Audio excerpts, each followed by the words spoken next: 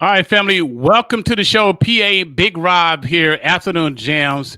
We're live on Facebook, of course, audio for radio on 103.7 The Beat, Muskegon, Michigan, 105.3 on Benton Harbor, Michigan, and 98.5 The Wire, Orlando, Florida. Big Rob, you good there, brother? Yeah, I'm good, man. How are you, man? I'm doing good, man. Blacknificent, brother. Look like you've been lifting weights lately, man. I'm gonna have to catch up with you. The weight's been lifting me, brother. Tonight is must-see TV. And so we wanted to bring in the experts in the game. And this time, we found a black Republican in the city, in the D. And so we want to welcome to the show from the Republican side of the aisle, Rob, from your old stomping grounds. We got Wayne Brady here from Detroit. How you doing today, Wayne? I wish I was Brady, but Wayne Bradley. You look at your name, and I know your name. I've been following you for a long time. I know your name. How I wish sometimes. Wayne Bradley, man. How you doing, man? I'm doing good. Thank you for having me on the show today. Honored to have you. And Russell Drake from Orlando, Florida. Russell, you there, brother? Okay. All right, Russell going to chime in. Somebody probably call Russell. But Wayne, man, glad to have you as a black Republican, man. Is it hard being a Republican? Well, I've been a Republican for a long time, so I've weathered my storms a long time ago. But in certain times it gets tough. But I mean, I'm very proud of where I stand in terms of what I believe in and my principles. So at times, like I said, it can be rough, but overall, I'm okay. What do President Trump need to do tonight? Or do we need to do anything? I think he ought to a couple things. He ought to stick to the issues, right? He ought to talk about what he's done with a strong economy. Focus on the things he's done well. Focus on a strong economy. Focus on the fact that we haven't gone into any new wars. Focus on some of the things, the accomplishments that he's done for African Americans throughout the country and things of that nature. Focus on the good things and not get into a personal fight with Joe Biden. I don't think that's right now. I mean, I'm sure he would like to do that, but I think that he needs to focus on the issues and stay disciplined. What has he done for Black America, Trump? What he said? What has he done for Black America? I mean, what do you feel he's done? Well, I think up until COVID, he had the lowest Black unemployment ever. He's done some good things in terms of funding for HBCUs. He's done some great things for criminal justice reform. And even today, there was some more people granted clemency and had their sentences commuted. He's also, done a lot with the opportunity zones, giving places throughout America, these urban areas, whether it's been in Detroit, Flint, Muskegon, I'm sure has opportunity zones up there as well. So these are putting in opportunities for folks to rebuild their communities. And at the end of the day, those are the things you ask for in terms of, what are we looking to do to help out the community and what can move it forward. And I think that those are the things he needs to stick with and push out the most. Do you think, well, I guess I'll rephrase this question. Do you think his plan, the Platinum Plan, is better than Joe Biden's Lift Every Voice plan or Ice Cube plan? Well, I think the good thing about Trump's plan is that he was willing to take some advice from other people outside of his, immediate circle and to who he was listening to. And I think that shows flexibility. I think that, any plan that comes from the government can be better, right? But I think overall it's a good plan, and he ought to be talking more about that instead of, like I said, focusing on personal attacks and things like that. I think he should definitely talk more about those accomplishments. Now, today he let somebody out that was part of old drug case. I think he let a couple different people today. A 70-year-old man, a woman as well was released on a clemency program. So I mean, I think that he believes in second chances, right? And obviously he's gone through it himself now with the federal government. He knows what it's like to be, at least probably what he feels about it, unjustly accused and being put through unjust situations by the federal government. Right. Now, do you think he did more than Obama when it came down to pardon and commuting sentences of blacks and poor whites? Well, so I mean, just based on the numbers, Trump has done more in terms of commuting and clemency. So yes, he's done more. I think the Second Chance Act, which President Obama had a chance to be a part of, but he was not able to corral the Republican Senate side, and that comes down to leadership, folks. I mean, he has to give a little to get a little, right? And he wasn't willing to do that during his time a lot in office. And so, and that's not, and again, I'm not saying that Republicans were easy to work with by any stretch of the imagination, but I think that, and the reality is, even with the Second Chance Act, he could have got that done if maybe he was willing to do something in another area that would have made Republicans more willing to work with. I mean, Trump had to do the same thing. He didn't just walk in and get the Second Chance Act signed. He had to work through some things, and it was a process of negotiation. Go ahead, Rob. I know you got some questions because I can ask Wayne questions, but we're waiting on my good brother Russell to reconnect, man. But go ahead, Rob.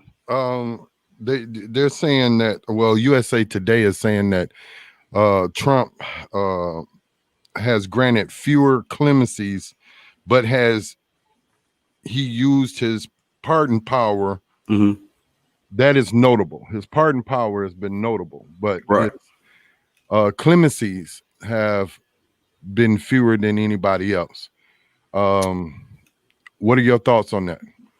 Well, I mean, I think that he's done a lot first through the legislation process, and I would imagine, are you comparing just the first 4 years of President Trump's record, or are we going all 8 years of Obama's record?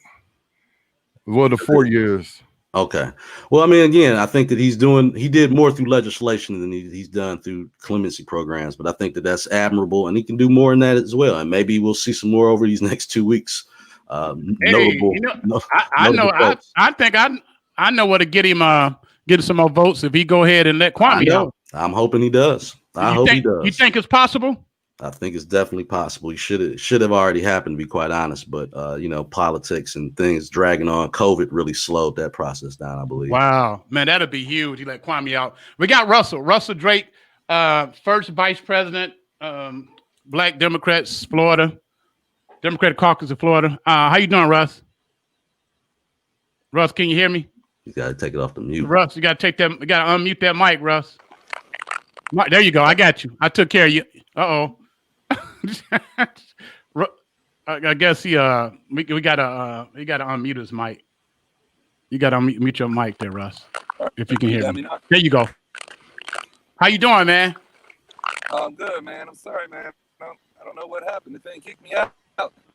No, that's okay. It's probably the connection. That's all good, brother. It's all good.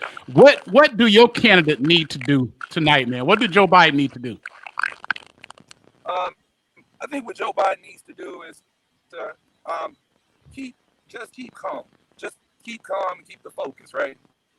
Right now, I think, his opponent is trying to paint him in a negative light. He's coming at his family, so he's trying to get him shaken and catch him off guard. But all he needs to do is hold steady. Right now, the polls all show that he's got a good advantage, and he's got a good plan. He has a competent vice president that did well. So I think he just don't let Trump get to him and keep the focus. I also think, I was listening some, there are ample times I think he can jab at Trump, but that's not what he needs to see. We're ready for a change. We've seen a president who's attacked people for the last 8 years, maybe 12 years before he was even in office. So now we need to see the calm candor that's needed and necessity of a true leader of a nation, let alone a global leader. So as long as he keeps calm, he controls his own tempo and emotions, he'll be good tonight. Hey, Russell, what are your thoughts about this deal with his son, Hunter Biden, man? If he got this deal signed with China, using American tax dollars, flying over there, negotiating this deal, put aside deal for his dad to get some money, should that be problematic?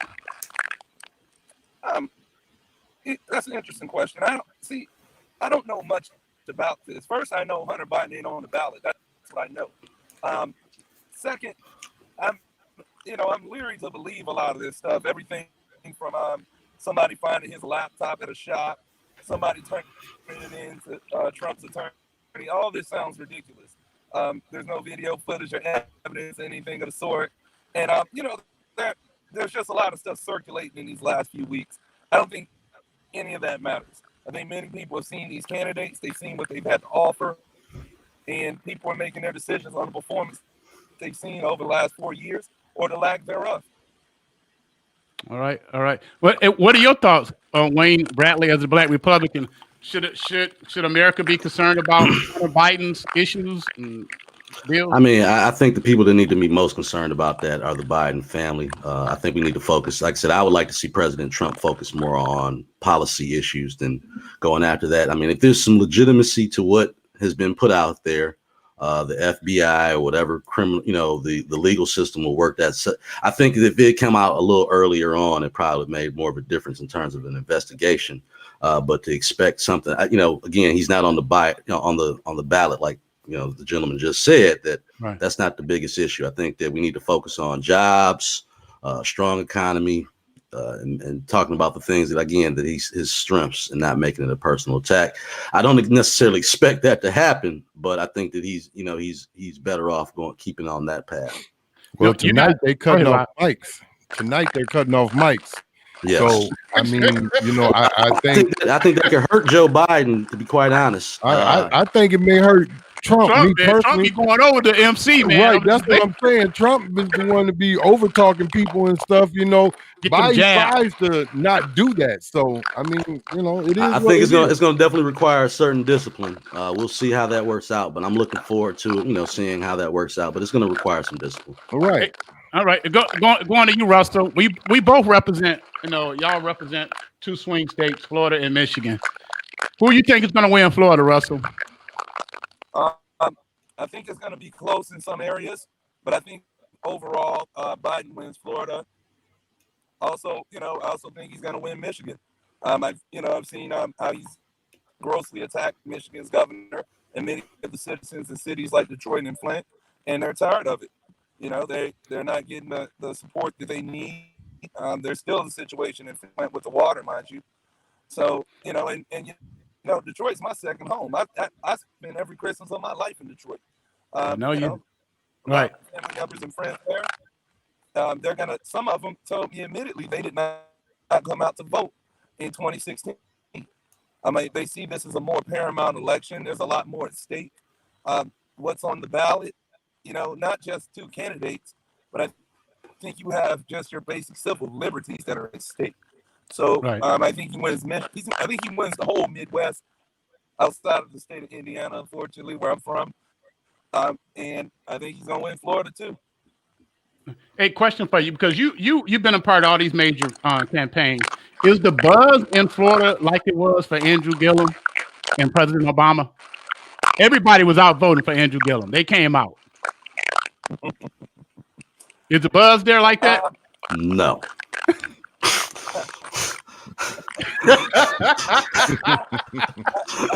can't say the buzz is not like that. No. Not the buzz and the enthusiasm that Gillum brought to the table, nor President Obama. However, the numbers are turning out hugely. We had the largest day of early voting that we ever had in the history of the state of Florida for the opening day. We had a powerful second day. We're expecting a record-breaking turnout overall.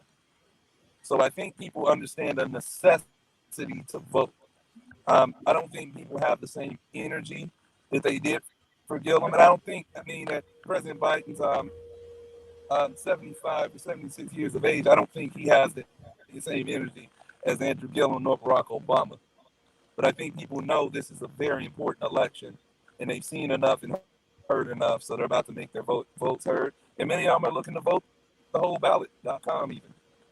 Right. Well, you guys in Florida, y'all just passed that to where returning citizens can vote now. Yeah. Do you think that will have an effect on how this election goes down there in Florida? Oh, that's a great question. I think it absolutely has an effect on it. I think the work that Desmond Meade and the Florida Rights and Restoration Coalition did was not in vain. I think we lost. Okay, you there. President Biden get across the finish line. As well as it's awakened their friends and family who may have sat out the last election. You got to remember, people like to vote as a group.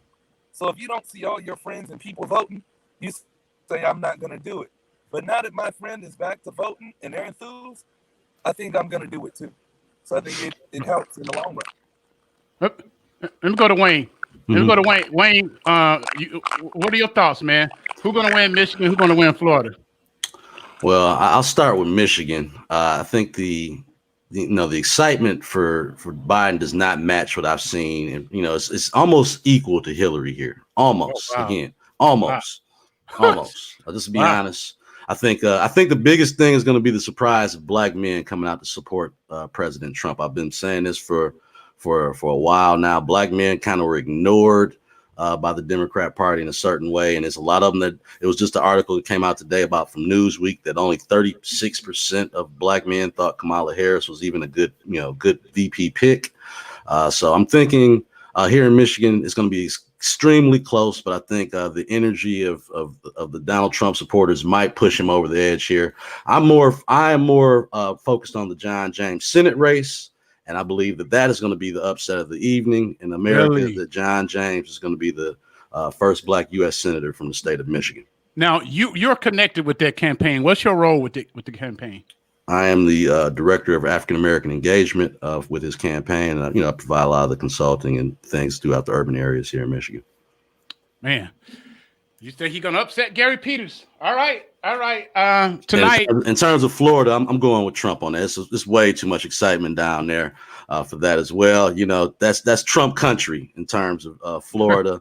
So I don't expect him to lose in his own home state now. That's his home state now. It's gonna be wild. It's gonna be wild. All right. Any final thoughts, Russ? Any final thoughts, man? I think the final thought, one love to everybody, because this is a great dialogue to have, and we need to have more of them and be inclusive with it. So much comes through the middle of the states, right?